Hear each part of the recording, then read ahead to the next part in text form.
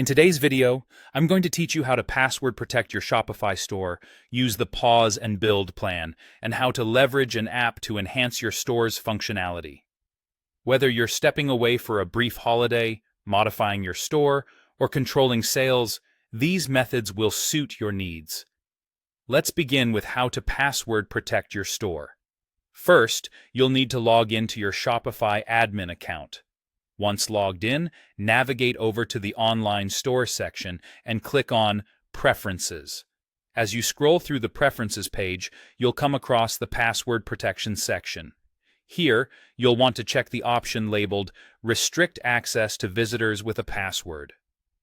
Doing this will prompt you to enter a password that visitors will need in order to access your store. You can choose any password you like, something you'll easily remember. Additionally, there's an option to customize a message to visitors while you're away. For instance, you could tell them you're on vacation and will be back soon. Once you've entered the password and crafted your message, make sure to click Save to apply your changes. Now, only those with the password can view your store, while others will see your custom message or landing page.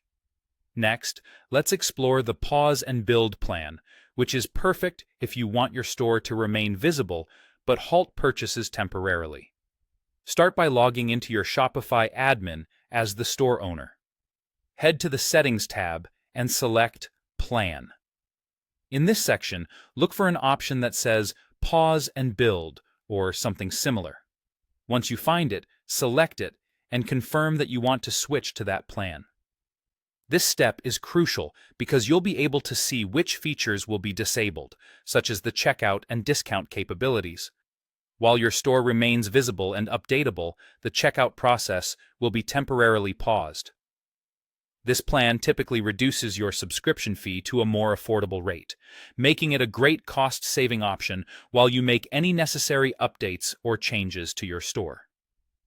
Lastly, if you need functionality that the previous methods don't provide, using an app can be a fantastic solution. For example, if your goal is to visibly display a notice or disable the Add to Cart buttons while still allowing product browsing, consider using an app like Magical Vacation Mode.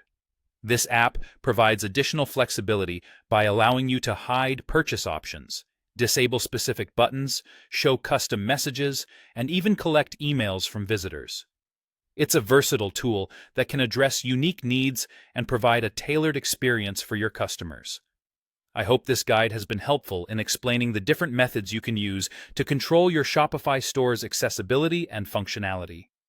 Whether you're preparing for a break or making behind-the-scenes updates, these steps should help you manage your store effectively.